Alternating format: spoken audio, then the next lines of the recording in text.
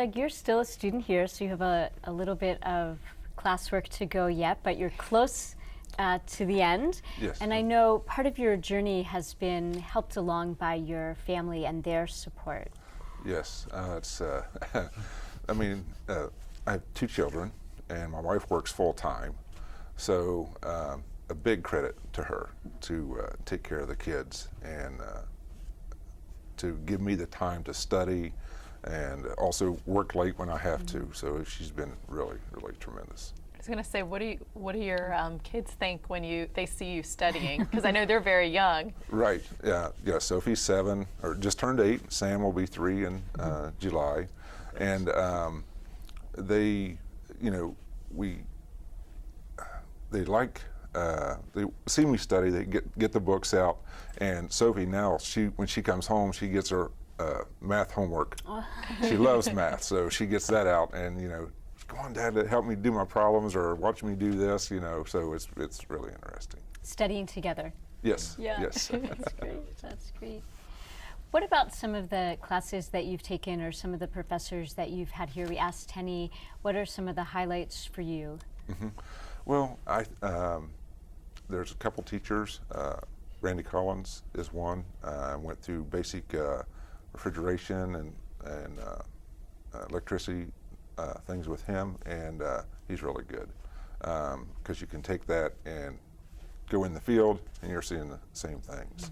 Warren Lupson, who's I believe he's the director, is phenomenal. He's a wealth of knowledge. Both gentlemen are. All those teachers are a wealth of knowledge. It's just, and you can call them. They give you their phone numbers. You can, if you have a problem, you're out on the field somewhere, give us a call. We'll help you out, whatever it takes. And that's a good feeling. You have something to fall back on.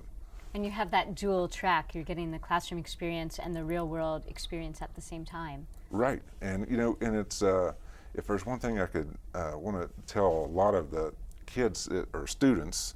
Thinking kids, I'm a little older than a lot of the guys there, but it's what you put into it. Try to be a sponge. Get all the information you can. You'll be able to use it, but just make the dedication. It's great words of wisdom. What about you, Tenny? Any words of advice for future Montgomery College students? All right. Well, I would say, honestly, get involved in your education. If I were to give anybody advice, don't just come and expect that, sitting behind the books, getting just the A alone is going to solidify you as a person.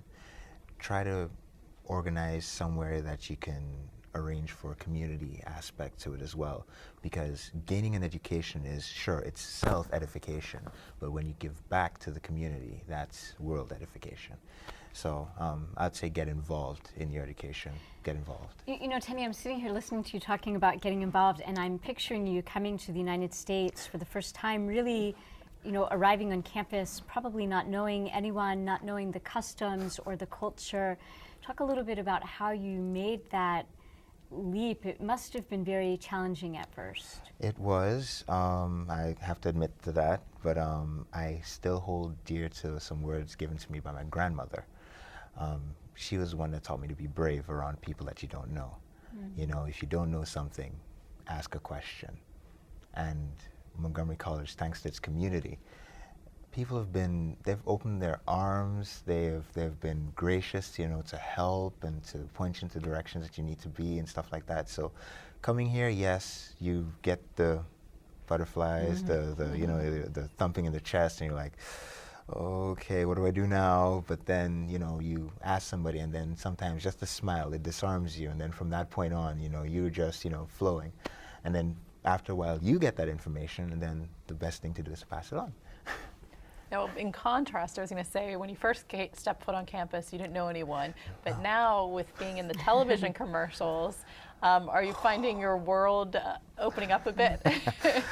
Probably a little much. It's interesting because you get on campus and you're like, okay, this is going to be a good day, and then somebody just walks out of nowhere and they're like, hey, I know you, and you're like, oh, really? And then they're like, yeah, I saw you on MyMC, or I saw you on the internet, and I'm like, Okay, well, hi. And they're like, listen, I really like that spot that you did. And you're like, well, wow.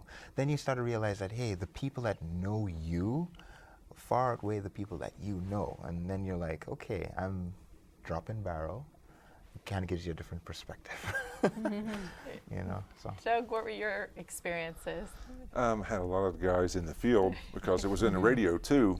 You know, was that you on the radio? You know, yeah, that was me.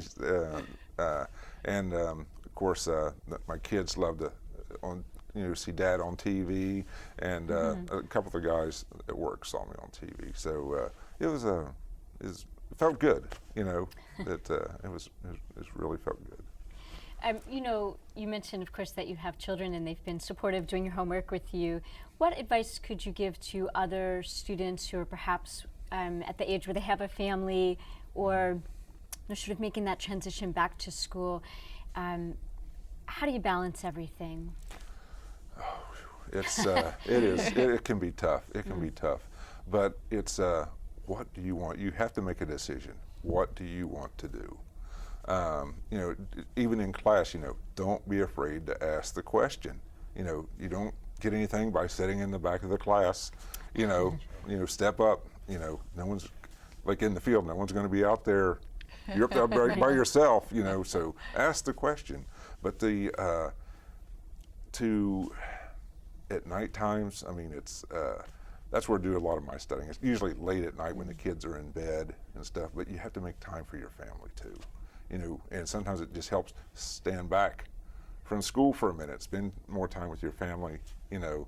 But nighttime always seemed to be the best for me. You know, working day shift and later at night, that's about the best I can say there. It's a lot of juggling. Yes, it is. Yeah.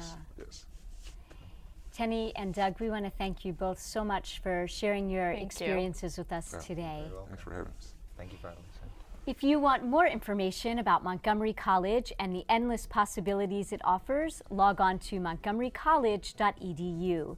And as always, if you have comments about today's show or suggestions for future episodes, send an email to campus.conversations@montgomerycollege.edu.